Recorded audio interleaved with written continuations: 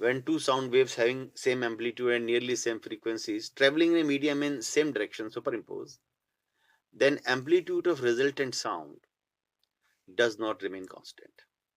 Rather, it alternatively rises and falls. This phenomena is called formation of beats, या simply this phenomena is called beats.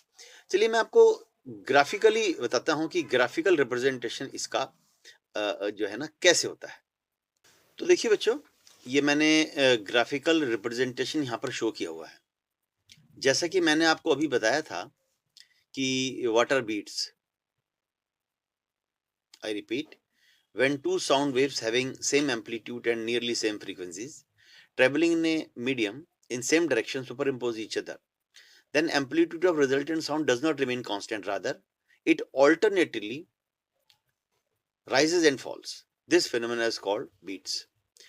अब इसका graphical representation देखिए बच्चों, ये इसका ग्राफिकल रिप्रेजेंटेशन है, जैसे कि मैंने यहाँ डायग्राम बनाए हैं और नीचे लिखा भी है ग्राफिकल रिप्रेजेंटेशन ऑफ बीट्स।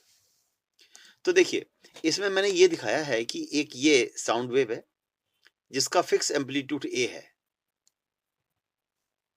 ये देखिए, इसका एम्पलीट्यूड ए है और एम्पलीट्यूड का ये प्रोफाइल है, कांस्टेंट एम्पलीट्यूड है। और दूसरी साउंड वेव जिसकी फ्रीक्वेंसी न्यू2 है, उसका भी फिक्स सेम एम्पलीट्यूड है, लेकिन इसकी फ्रीक्वेंसी थोड़ी अलग है। जैसे मैंने यहाँ पर बनाए हैं 1 2 3 4 साइकिल, यहाँ बनाए हैं 1 2 3 4 5 6 साइकिल। फ्रीक्वेंसी में स्लाइट डिफरेंस होना जरूरी है। We will explain this thing, I will explain this thing. तो मैंने कहा एक साउंड वेव ये बनाई मैंने, एक साउंड ये वेव बनाई, और जब ये दोनों आपस में मिलती हैं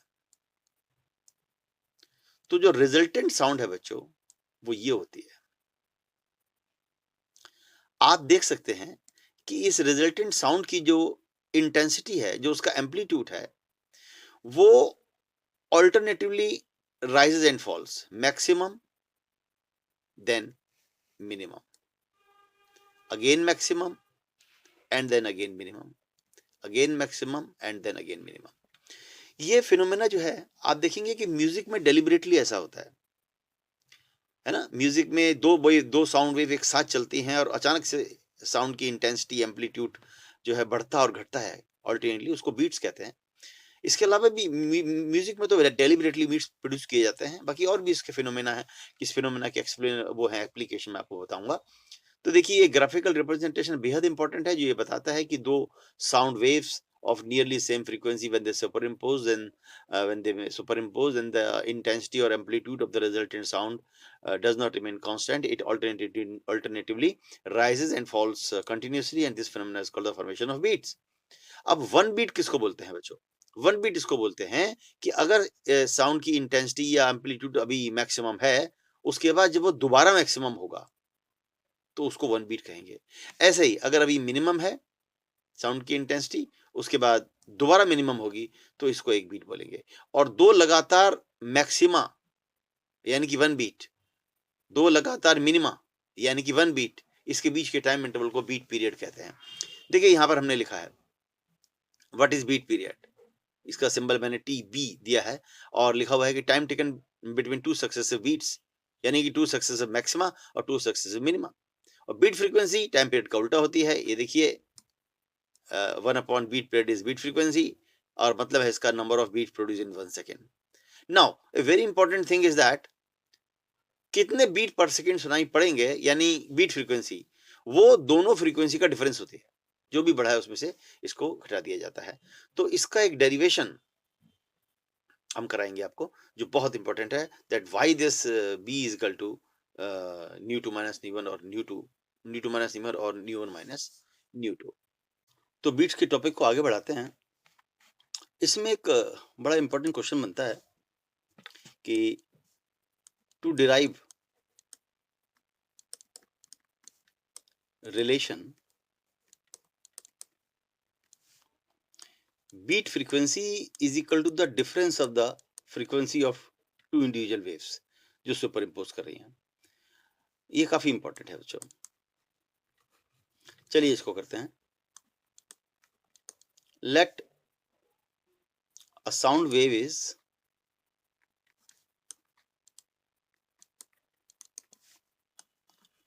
y is equal to a sin omega T, ये वेव की इक्वेशन होती है, या इसको हम लिख सकते हैं a sin 2 pi nu 1 t, first wave है। Let a sound wave is y1 मैंने बोल दिया है।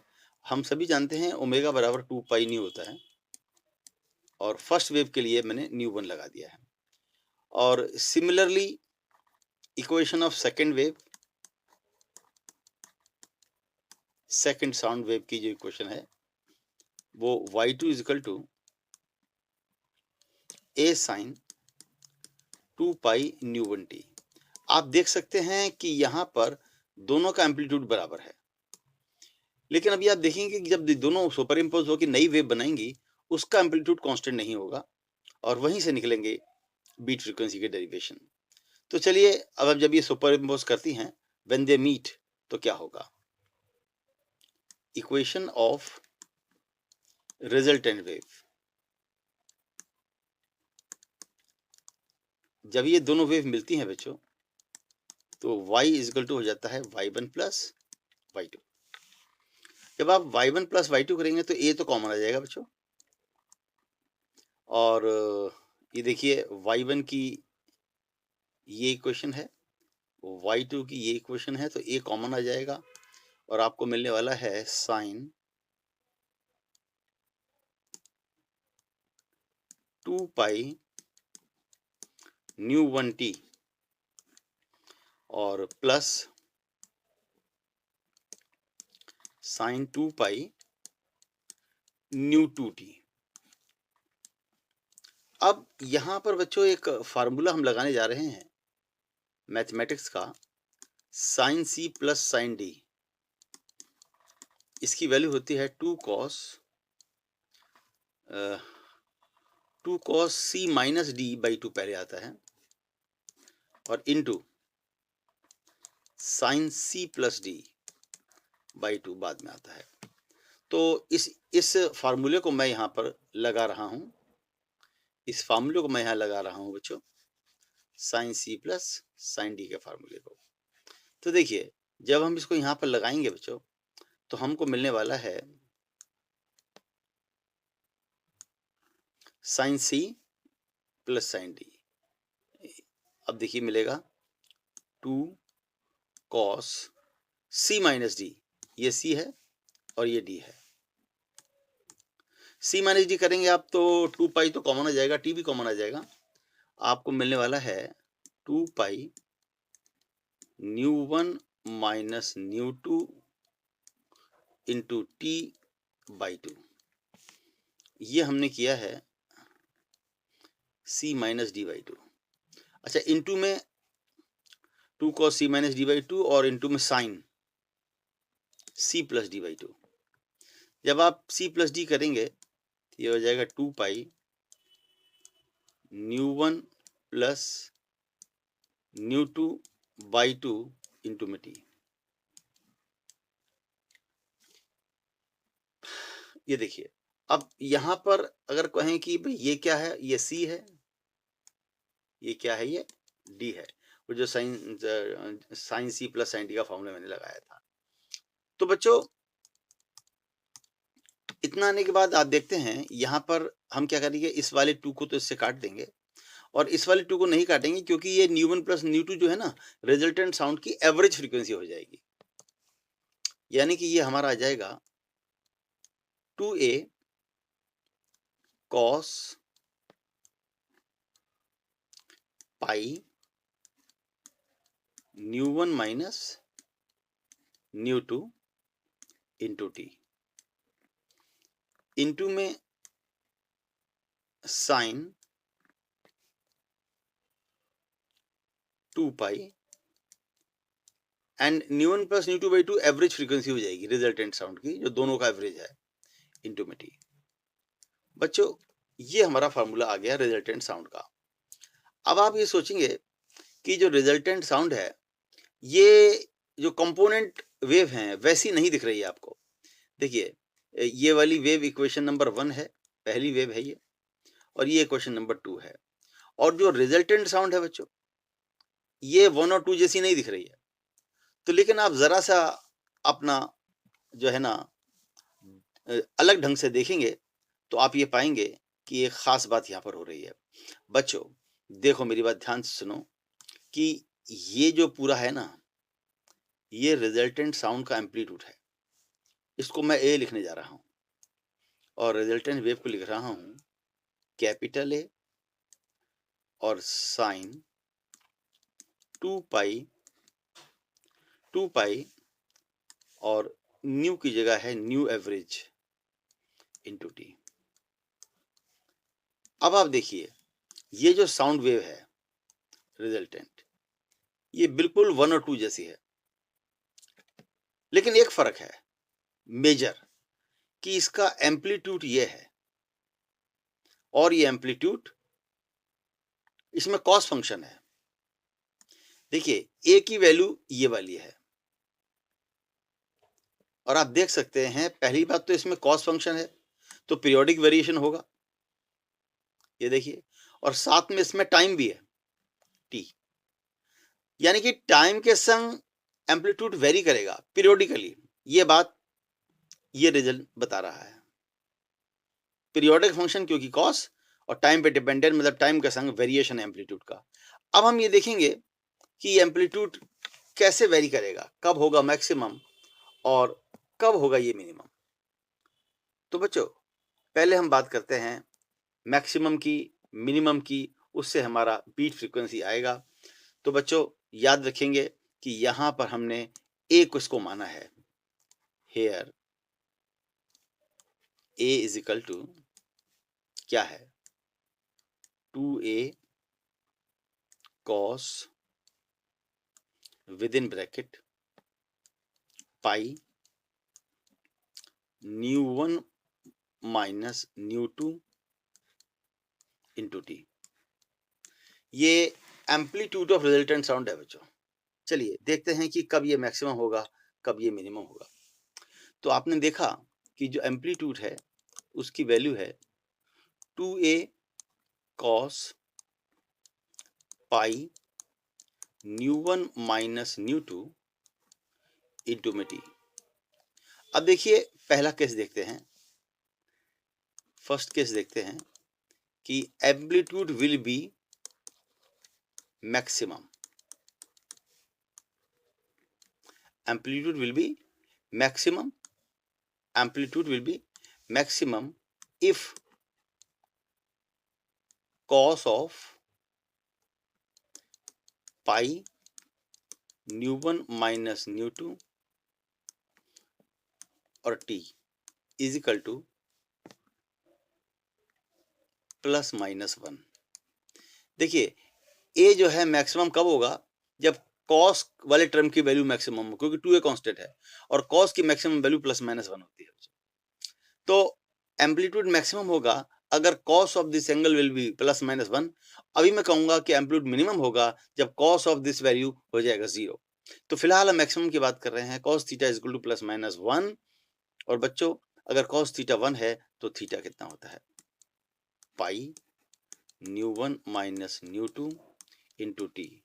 ये हो गया आपका या तो 0 या फिर पाई, 0 पे +1 होता है, पाई पे -1 होता है, ऐसे +1 -1 ऐसे चलता रहता है बच्चों। ये देखिए इन सारे वैल्यूज के लिए एंगल की वैल्यूज के लिए जो है ना cos थीटा 1 होगा। अब यहां से देखिए t कितना हुआ, पाई तो कट जाएगा, वैल्यू आएंगी 0, 1 upon new 1 minus nu 2, 2 upon new 1 minus nu 2, 3 upon new 1 minus nu 2। बच्चों ये वो टाइमिंग्स हैं जब अपना जो एम्पलीट्यूड है वो मैक्सिमम होगा और दो सक्सेसिव मैक्सिमम का पीरियड जो होता है वो बीट पीरियड होता है। तो चाहे तो हम इसमें से इसे घटा दें या इसमें से इसे घटा दें, सारा बीट पीरियड है बच्चों। तो हम जो है पहले दूसरे में से पहला घटा देते हैं, बीट पीरियड कितना होगा देखिए, बीट पीरियड टी बी बराबर सेकंड माइनस फर्स्ट कर देते हैं, 1 upon nu one minus nu two minus 0। इसका मतलब हो गया बच्चों, जो बीट पीरियड है वो हो गया 1 upon nu one minus nu two. और बच्चों जो बीट फ्रीक्वेंसी होती है, और बच्चों जो बीट फ्रीक्वेंसी होती है ये 1 अपॉन बीट पीरियड होती है। यानी कि बच्चों बीट फ्रीक्वेंसी जो है कितनी हो गई बच्चों, आप देखिए यहाँ पर 1 अपॉन, इसकी वैल्यू है 1 by nu one minus nu two, ऊपर चला जाएगा, यानी कि बीट फ्रीक्वेंसी हो गई है nu one minus nu two. बच्चों ये प्रूव हो गया, बीट फ्रीक्वेंसी जो है डिफरेंस होती है। और सेम चीज जो है हमारी हो जाएगी कि अगर हम ये कहते हैं कि एम्पलीट्यूड विल बी मिनिमम, अभी तो हमने आपसे कहा वो वाला केस लिया है जब amplitude was suppose to be maximum. देखिए अभी हमने केस लिया था एम्पलीट्यूड मैक्सिमम का, अब आपने एक केस और लेना होगा जिसमें हम कहेंगे amplitude will be minimum, amplitude will be minimum. चलिए अब हम इसका दूसरा केस लेते हैं बच्चों, दूसरा केस लेते हैं। चलिए केस 2, केस सेकंड, इसमें हम कहेंगे कि amplitude will be minimum, minimum amplitude will be minimum, will be minimum if cos of this value is 0। बच्चों देखिए जब ये cos of this angle होगा मैक्सिमम यानी कि प्लस माइनस 1 तो मैक्सिमम, और जब इसकी वैल्यू होगी 0 तो बच्चों ये मिनिमम हो जाएगा। यानी कि if cos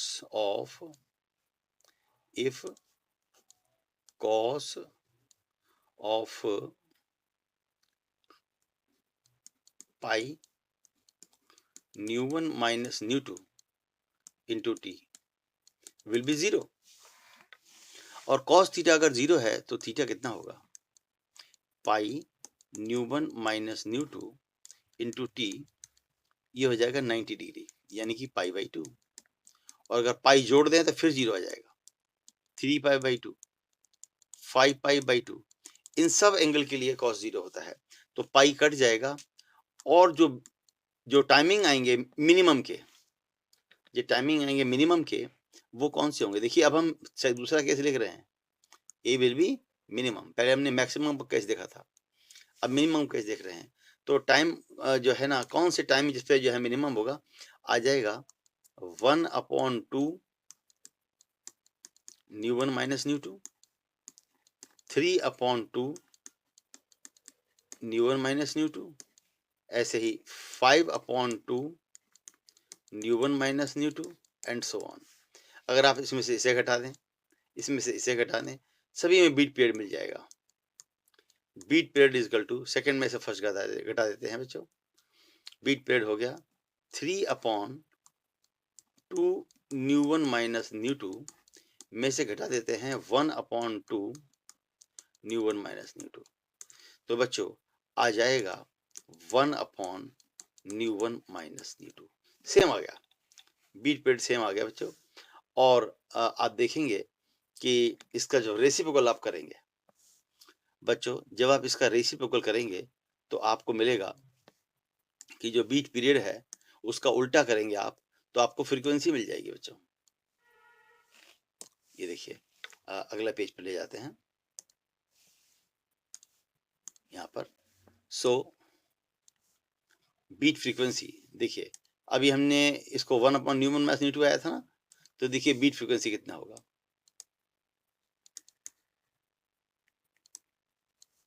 beat frequency 1 upon beat period होते हैं, यानी कि बच्चों फिर आ गया है nu one minus nu two. कहने का मतलब यह है चाहे आप एम्पलीट्यूड मैक्सिमम से निकालें बीट फ्रीक्वेंसी या मिनिमम से निकालें, लेकिन बीट फ्रीक्वेंसी दोनों का डिफरेंस होती है बच्चों, hence proved. And this complete the article of beats.